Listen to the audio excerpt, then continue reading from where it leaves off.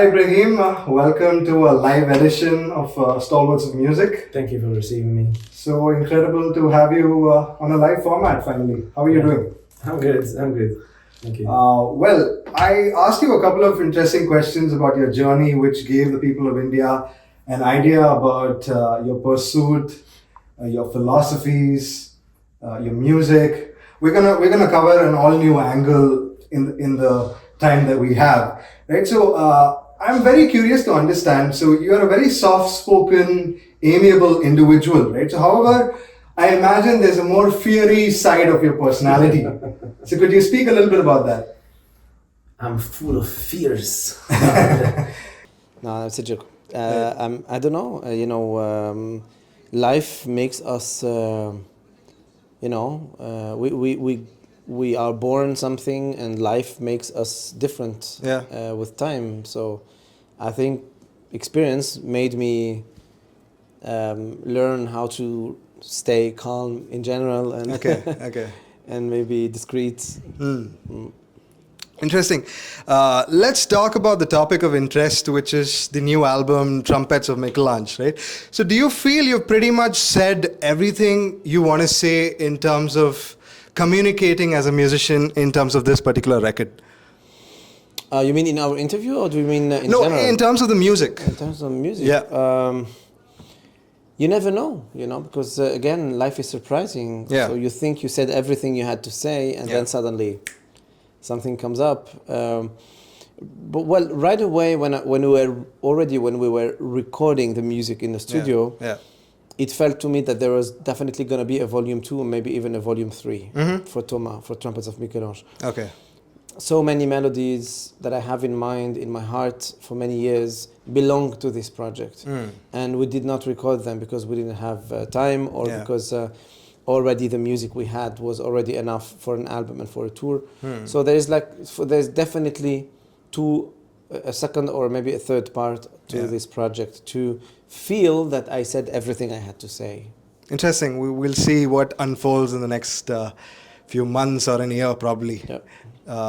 Talking about today's interesting event happening at NMACC, could you speak a little bit about your contingent that you're playing with, the roles of the musicians, and what are you going to present tonight? The team I play with are more than just a team of musicians. It became somehow some kind of family for me. For some of them, we've been touring for over than 15 years. For some of them, we grew up in the same town and we know each other for more than 40 years.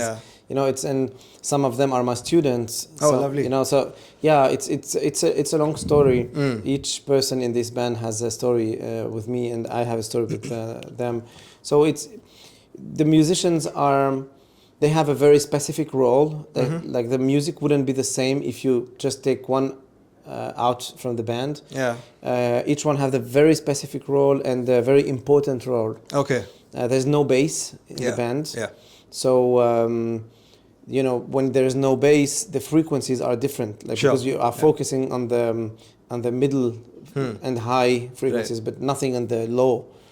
So it's a different way to work on sound. It's a different way to compose. It's a different way to play. And there was some friendly banter going on right before we got to this interview. You were talking about your fascination for Indian music, Dr. L. Subramaniam. So tell me about it. When I was looking for a label at first, when I was young, I was 23, 24 years old. I met a French guy who is actually the first guy who produced Dr. L. Subramanian's albums in French. Oh, wow. In France. His name was Marc-Antoine Moreau. He passed away now. But I met him because he was the one who produced Dr. L. Subramanian. And I was like, okay, if this guy produced this man, definitely I want to work with him. So it was somehow one of the reasons why I worked the way I worked. I know it sounds strange, but it's thanks to Dr. L. Subramanian. Of course. So since then, I've always kept listening to his music and to his family. Then. Okay, the violin trio, have you heard of them? The violin and all this, And and yeah, I kept contact with this world through them. Right on. Yeah. That's amazing. Yeah, I know. Yeah, a small world indeed. And what is even more amazing is that even though I had so much respect for this music and his family, I never came here. I never visited India. I didn't have the opportunity to. I've been touring for 20 years in a row, non-stop. So I never had the opportunity to take like 1 week and come, and it's so frustrating. So I'm glad finally I'm here. What are your perceptions of your music fitting into the mainstream context today? Do you feel that people who listen to mainstream music are appreciating it as much, or it could be better?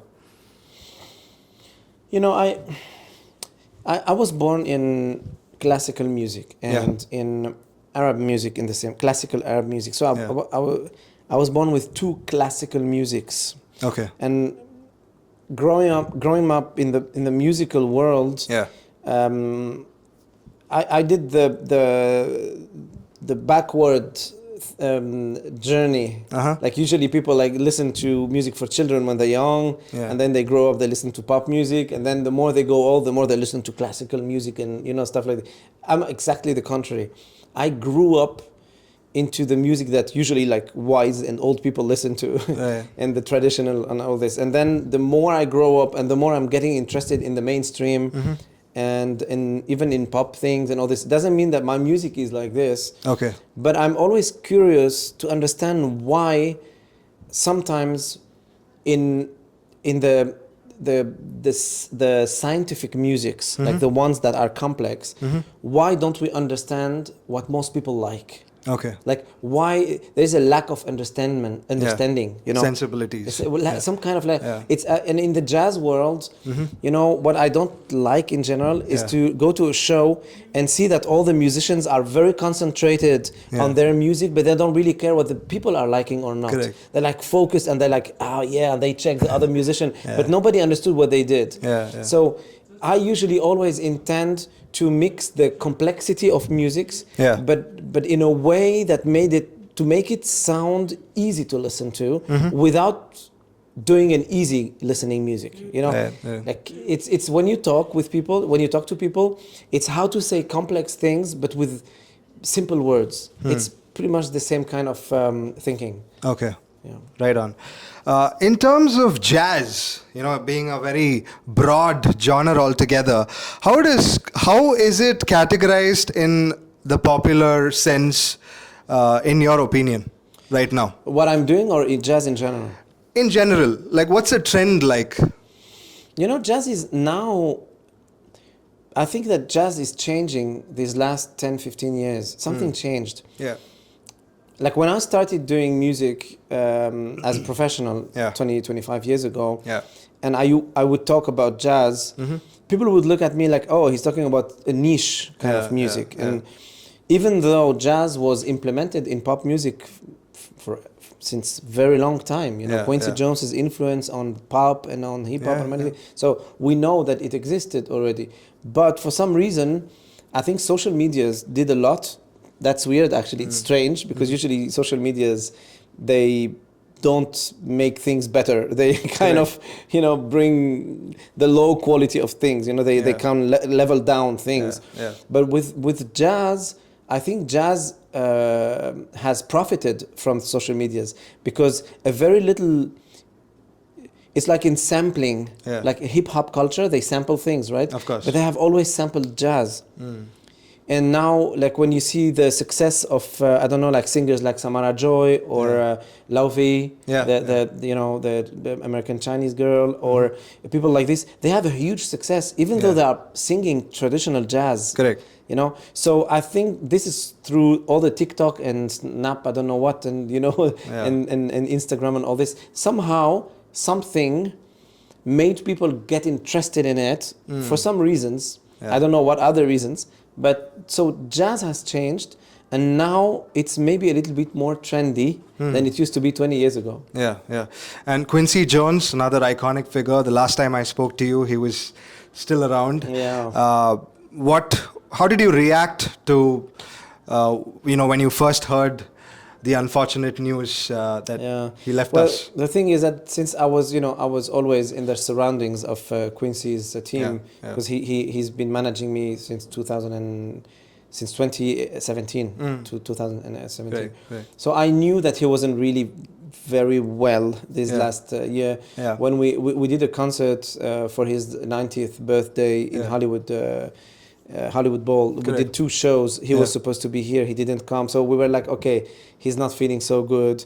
So it's like 1 year later that he passed away. So we knew he wasn't so well. So I was expecting, unfortunately, sadly, I was expecting this to happen. But I was wishing that it would never happen. But at some point, well, we are facing reality, and we lost one of the most important. Indeed. People. In terms of early hour entertainment, it is transition from Quincy Jones Productions. So to conclude, I'd like to know how are they doing in terms of A&R, representation, etc. And what has been your experience working with the folks there? They are an amazing team. Honestly, they really believe in us. I'm lucky enough to say that. I'm one of the rare people who really got into this family, the Quincy Jones family, and he was really willing. He was so generous and humble, and really willing to push people that he liked. Correct. And when he listened to my music in 2017, he was really into it, really, and that was really surprising. I was like, whoa, Quincy Jones is interested in my music. How come? And he doesn't know maybe so much about me and all this. But when he saw someone who was really sincere, he really wanted to help, and once he wanted to help, all his team was helping. So they are really amazing, and I'm still working with them even though now he passed away. They kind of built some like a new adventure, new journey. It's called Early Hour, and still we're working all together. That's great. Thank you so much. It's been such an incredible blessing, thank you so much. Honor and a privilege. Enjoy your show at the Grand Theatre at NMACC. Thank you so much. Thank you. Thank you. Thank you.